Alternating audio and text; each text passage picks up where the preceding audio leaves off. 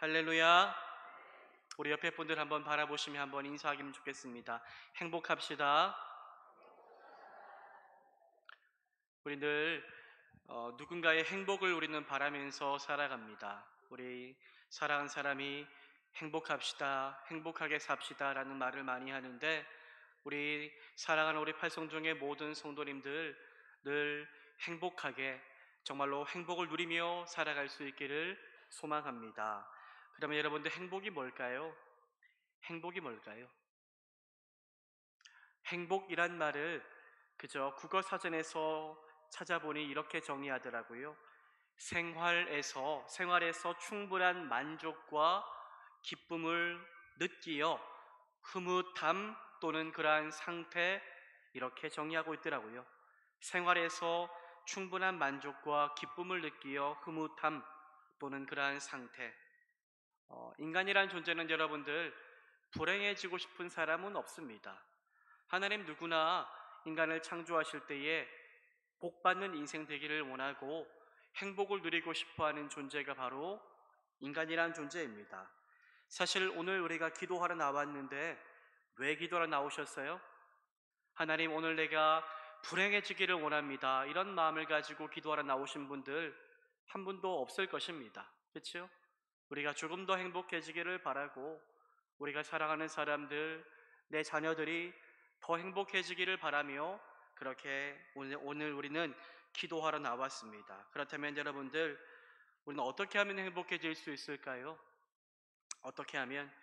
예수님은 무엇이 진정한 행복이라고 우리 가운데 말씀하실까요? 이 금요기도의 시간, 우리가 계속해서 이제 마태복음 말씀을 함께 살펴볼 것인데, 이 말씀을 통해서 또 특별히 우리 몇 주 동안 팔복에 대해서 함께 살펴보며 주님께서 말씀하시는 복이, 행복이 무엇인지 함께 살펴보고 깨닫고, 그러한 복을 정말로 이미 우리 가운데 주신 줄 믿고 그 복을 우리가 다시 되찾고 회복하며 누리며 살 수 있게 되기를 소망합니다. 조금 전 국어 사전에서는 행복을 생활에서, 우리의 삶이지요, 우리의 삶에서 충분히 만족하고 어떤 것으로 말미암아 기쁨을 누림으로 우리 마음이 흐뭇한 만족한 상태를 뜻한다라고 말씀을 드렸습니다. 이 말의 뜻은, 우리가 삶을 살아갈 때에 무엇 때문에 만족할 때가 있지 않습니까? 무엇 때문에 기뻐할 때가 있지 않습니까? 그래서 그것 때문에 우리가 행복이라는 감정을 느낀다는 것입니다. 그것이 뭔지, 우리가 저마다 행복을 정의해서 내가 이것 가지면 행복할 거야, 내가 이것 누리면 행복할 거야 라고 생각하며 우리는 힘을 다해 그것을 얻으려고 하고 누리려고 합니다. 그래서 많은 사람들은 저마다 행복을 찾아 나서는데, 오늘날 우리가 살아가는 이 자본주의 사회는 행복을 무엇으로 결정짓습니까? 돈이 많고 적음으로 인하여 행복하다, 행복하지 않다를 결정지으려고 합니다. 그래서 많은 사람들은 돈의 어떤 영향력을 맛봤기 때문에 누구나 다 이 돈의 소유에 집착하며 살아갈 수밖에 없게 됩니다. 우리는 더 행복하기 위해서, 조금 더 만족하고 조금 더 기쁨을 누리기 위해서, 그런 만족을 내게 안겨다 줄 것 같은 어떤 물질, 이 돈을 얻기 위해서 세상 가운데 온 힘을 다해 치열하게 살아갑니다. 조금 더 많은 이익을 얻고자, 조금 더 많이 가지면 내가 할 수 있는 것이 많아지기에 그것이 행복의 길이 아니겠는가라고 외치는 세상 가운데 우리는 살고 있습니다. 여러분, 저는 오늘 물질이 필요 없다, 돈이 내게 행복감을 주지 않는다, 이런 얘기하려고 하는 것이 아닙니다. 여러분들, 물론 물질, 이 소유가 우리에게 만족을 주지요. 돈이 있으면 행복함을 느끼는 것이 우리 인간이라는 사람 맞습니다. 부인할 수 없습니다. 여러분들, 아이들도 돈 주면 좋아합니까, 안 좋아합니까? 좋아해, 안 좋아해요? 돈 주면 그렇게 안 웃던 애가 웃어요. 그렇죠? 얼마 전에 저희 집에 서울에서 같이 살겠던 목사님 가정이 왔는데, 떠날 때 우리 아이들한테 용돈을 주시더라고요. 그런데 뭐 저희 아들은 요즘 사춘기를 지나서 인사도 제대로 안 하고, 그런데 용돈을 야 이거 내가 받았는데 줄까 말까 하다가 엄마하고 얘기해서 줬어요. 아이가 없을 때 받은 거죠. 줬어요. 그런데 용돈을 받고 그렇게 말 없는 이 사춘기 아들이 아이고 인사도 제대로 못했는데 감사하게 미소를 확 짓는데 때리고 싶더라고요. 평소에는 뭐 웃어봐 말해봐 말도 잘 안 하는데 돈 주니까 입꼬리가 올라가고 행복함을 느끼는 거죠. 이처럼 우리 인간은 나이가 어리든 많든 이 세상 가운데 돈 있으면 할 수 있는 게 많잖아요. 그래서 이 돈이 가져다 주는 영향력을 맛보았기 때문에 돈을 좋아하고 돈을 가지면 행복합니다. 그런데 이상합니다. 예수님은 성경을 보면 돈에 대한 이야기가 너무 많이 나옵니다. 그런데 예수님은 이 행복이란 것이 돈의 소유에 달려있다라고 한 번도 말씀하신 적이 없습니다. 도리어 돈 때문에 유혹받을 수 있고, 돈 때문에 하나님을 택하지 않을 수 있고, 돈 때문에 믿음의 길을 가지 못할 수 있다라고 말씀하시며, 돈을 늘 조심해야 되고, 돈을 사랑하는 것에 대해서 우리가 경계할 수 있어야 한다라고 말씀하십니다. 예수님은 재물에 우리의 행복이 달려있다라고 말씀하지 않으십니다. 물론 돈이 필요합니다. 그런데 이 돈의 노예가 되어서는 안 된다는 것이지요. 오늘 예수님은 복을 이야기하며 돈과 비슷한 이야기를 하십니다. 가난함에 대해서 이야기를 하시지요. 가난한 것은 없다는 것인데, 부족하다는 것인데, 이것이 복과 관련이 있다라고 예수님은 우리 가운데 말씀하고 있습니다. 산에 올라가 사람들에게 8가지의 복이 무엇인가 라는 것을 말씀하시며 오늘 첫 번째 복에 대해서 말씀하십니다. 마태복음 5장 3절인데요. 5장 3절 말씀을 함께 한번 읽어보기를 원합니다. 함께 읽겠습니다. 시작. 심령이 가난한 자는 복이 있나니 천국이 그들의 것이며. 심령이 가난한 자는 뭐가 있다고요? 복이 있나니 천국이 그들의 것입니다 라고 말씀합니다. 이 말씀을 세번역 성경은 이렇게 번역합니다. 마음이 가난한 사람은 복이 있다. 하늘나라가 그들의 것이다 라고 말합니다. NIV 영어 성경은 이렇게 번역하였습니다. Blessed are poor in spirit, for there is the kingdom of heaven. 해석하면 우리가 영적으로 가난한 자가 복이 있다, 복 받은 사람이다 라고 말씀하고 있습니다. 예수님은 복을 이야기하시는데 이상하게 물질 이야기하지 않으시고 영적인 것을 말씀하시고 또 복을 이야기하시는데, 그러면 영적으로 부유한 게 복이 있다라고 말씀하시는 게 좋을 텐데 오늘 가난과 연결해서 말씀하고 계십니다. 세상적으로 볼 때의 가난은 복과는 전혀 반대되는 말입니다. 그런데 예수님은 세상과 반대로 가난함이 복이 있다라고 말씀하고 있습니다.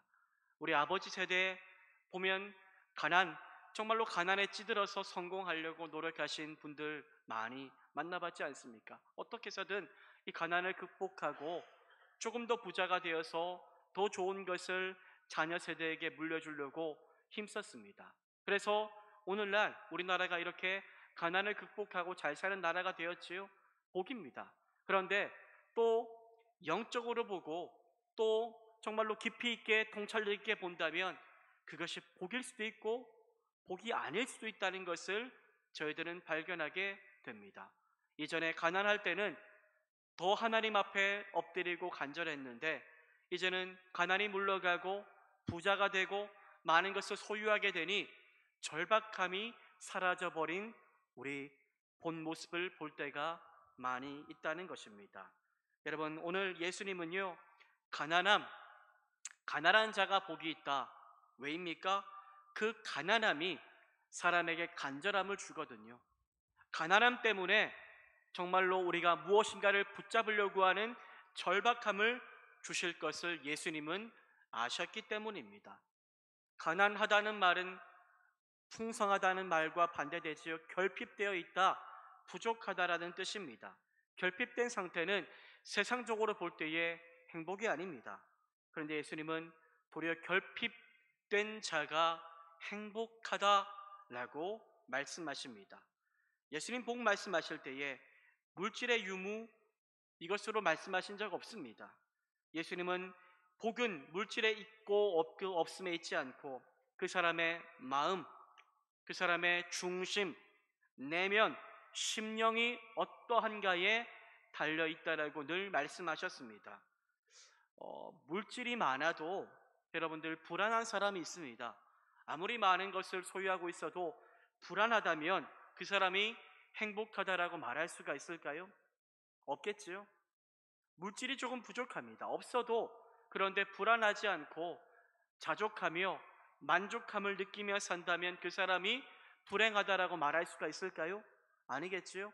행복한 사람이라고 말할 수가 있겠습니다. 여러분, 예수님이 말씀하시는 진정 복 있는 사람은 심령이 가난한 사람입니다.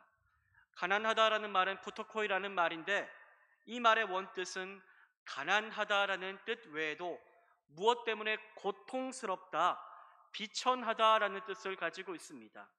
가난해서 고통스럽고 가난해서 비천함을 느낀다는 것입니다. 그래서 이 사람은 자신의 가난함으로 인해서 너무나도 괴롭기에 이 가난 벗어나는 게 꿈입니다. 가난을 벗어나고자 무슨 일이든 할 수 있을 것 같습니다. 그래서 모든 가지고 있는 자존심 다 내려놓고 누군가 바짓가랑이라도 붙잡아서 내 가난을 해결해 주세요라고 정말로 붙들고 도움을 구하고 싶은 절박함을 가진 사람을 말하는 것입니다. 여러분들, 왜 예수님은 심령이 가난한 자가 복이 있다 말씀하셨을까요? 즉, 심령이 가난함, 자신이 얼마나 죄인으로서 부족한 존재인지를 깨닫는 자만이 복이 있다는 것입니다. 그러한 가난한 심령을 가진 사람만이 내 죄를 보게 된다는 것입니다. 마음이 부하면 내 죄를 죄로 보지 못합니다. 마음이 가난하지 못하면 내 죄가 전혀 죄스럽지 않게 느껴집니다. 하지만 마음이 가난할 때만이 내가 죄인임을 깨닫게 되는 것입니다. 저도 처음 교회 갔을 때 자꾸 저보고 죄인이래요. 기분 나쁘더라고요. 나 지금까지 잘 살아왔는데 자꾸 죄인. 그런데 주님을 만납니다. 주님을 만날 때 어떻게 만났을까요? 내가 죄인이란 것이 느껴지기 시작하더라고요. 왜요? 내 마음이 가난해졌기 때문입니다. 성령이 내 마음을 가난케 하셔서, 심령을 가난케 하셔서 내 안에 있는 죄를 보게 하고 죄가 얼마나 시커먼지 보게 하고, 그래서 죄 앞에 울 수밖에 없게 하는 은혜를 허락하여 주신 것입니다. 영국의 설교자 로이드 존슨 목사님은 심령이 가난하다라는 말을 두 가지로 해석하였는데요. 첫째로, 하나님 앞에서 자신이 전적으로, 조금 타락한 게 아닙니다, 완전하게 타락하여 내 안에는 죄밖에 없다는 것을 겸손하게 인정하는 사람, 그것이 바로 심령이 가난하다라고 이야기합니다. 두 번째로, 그렇기 때문에 여러분들, 우리가 어떻게 타락했다고요? 조금만 타락했습니까? 전적으로 완벽하게 타락했습니다. 내 안에 죄악이 시커멓게 있습니다. 그래서 내게는 소망이 있습니까? 없습니까? 내게는 소망이 없고, 아무런 소망이 없고, 철저하게 그래서 내 무능력함을 깨달아 내 소망이 되시는 주님 앞에 엎드리는 자가 심령이 가난한 자다라고 말하였습니다. 하나님은요, 어떤 사람 가장 복되게 여기실까요? 죄를 죄로 인식하는 사람, 죄 앞에 교만하지 않고 무디지 않고 내 죄를 그렇게 보고 인정하고 내게 소망이 없음을 고백하며 오직 그래서 나의 구원자 되신 주님밖에는 해답이 없습니다라고 간절히 부르짖는 자에게 복을 주신다라고 성경은 말씀하고 있습니다. 사랑하는 여러분, 우리가 저는 그런 복을 가진 자가 되기를 소망합니다. 내게는 답이 없습니다. 내게는 답이 없습니다. 아무리 생각해도 내 마음은 여전히 답이 없습니다. 오직 성령의 은혜만이 나를 덮을 때에 내가 예수께로 나아갈 수 있습니다 고백하며 주님께만 소망을 두는 진정한 복을 누리는 우리 모두가 되기를 소원합니다. 여러분, 하나님의 복을 누리는 자가 어떠한 사람이라고요? 가난한 심령으로 나의 부족함을 누구의 은혜로요? 하나님의 은혜로 채워달라고 간절하게 부르짖고 매달리는 자입니다. 이사야 57장 15절을 보면 하나님께서 어떠한 사람과 함께 하시는가 말씀하고 있는데요, 우리 이사야 57장 15절 말씀을 함께 한번 읽어보기를 원합니다. 함께 읽겠습니다. 시작.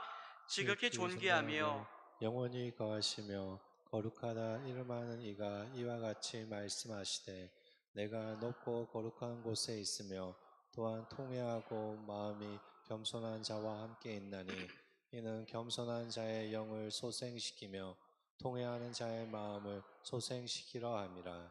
아멘. 내가 높고 거룩한 곳에 있으며 또한 어디 계신다고요? 통회하고 마음이 겸손한 자와 함께 있나니 이는 겸손한 자의 영을 소생시키며 통회하는 자의 마음을 소생시키려 함이라. 믿으십니까? 하나님은요, 어떤 사람과 함께 하실까요? 통회하고 마음이 겸손한 자와 함께 하시며 그러한 가난한 심령을 가진 통회하는 자의 영과 마음을 소생 회복시키는 분이신 줄 믿습니다. 그렇게 우리는 행복을 누리기 위해서 가난한 심령으로 주님을 찾고 의지해야 합니다. 오늘도 이 밤에 기도할 때에 내게 소망 두는 기도하지 마십시오. 내게 아무 소망이 없습니다. 내게는 아무 소망이 없습니다. 내가 가지고 있는 물질, 권세 아무 소망 없습니다.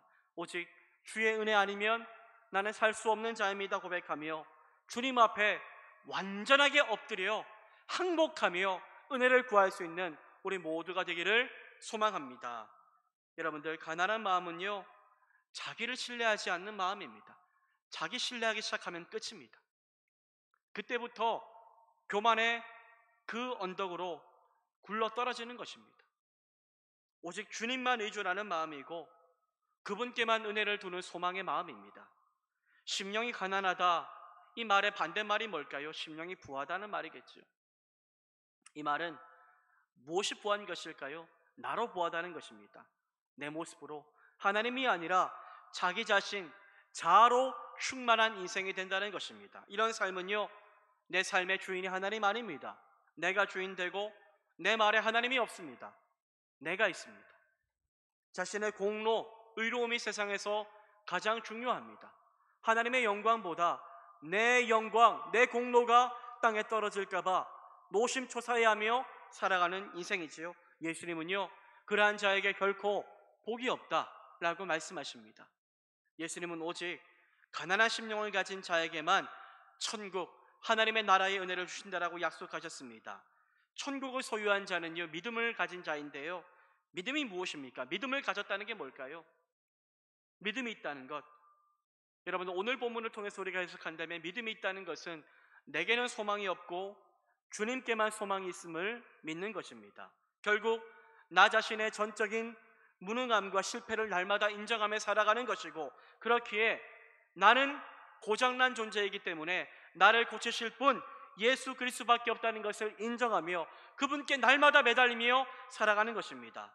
여러분들, 믿음 있는 사람은요, 믿음이 있기 때문에, 나는 믿음이 있기 때문에 기도하지 않아도 돼, 나는 믿음이 있기 때문에 두렵지 않아, 나는 기도하지 않아도 돼, 이런 사람이 아니라 믿음이 있기 때문에 더욱더 간절하게 모든 것들까지 맡기며 기도하고, 믿음이 있기 때문에 믿음이 있어도 불안합니다.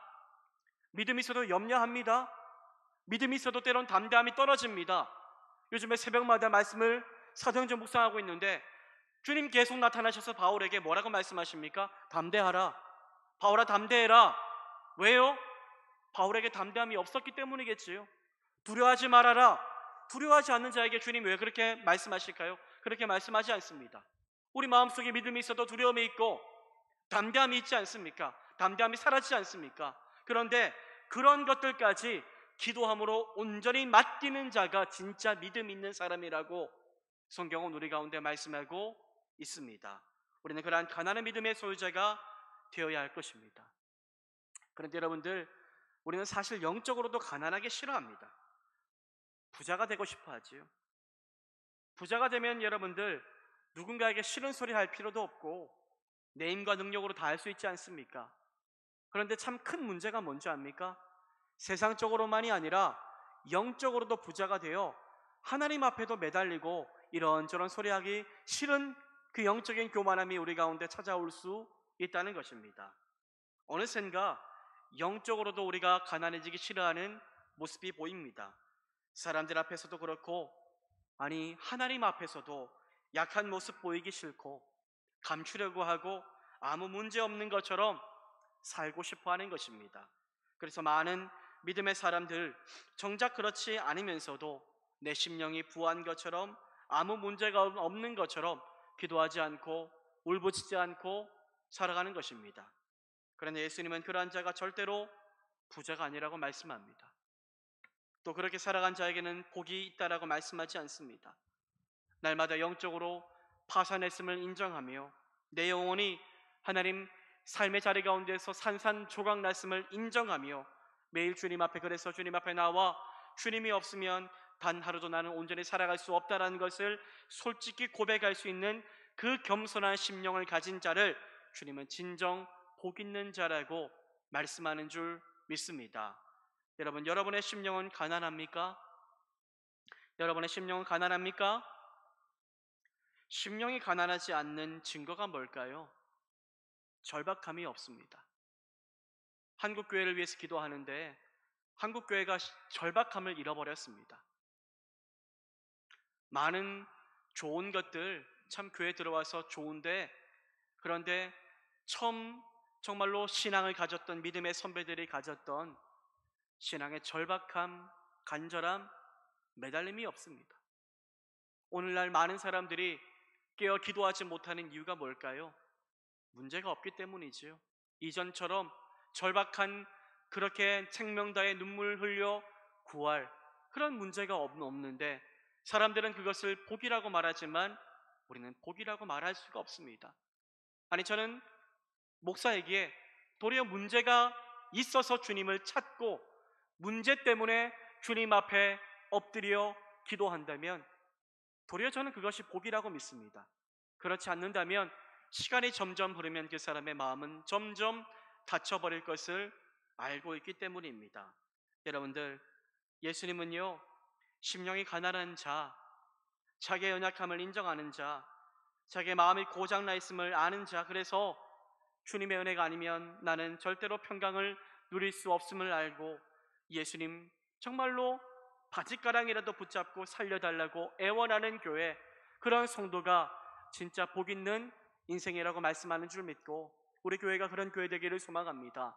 우리 인생이 그런 교회, 그런 인생 되기를 소망합니다.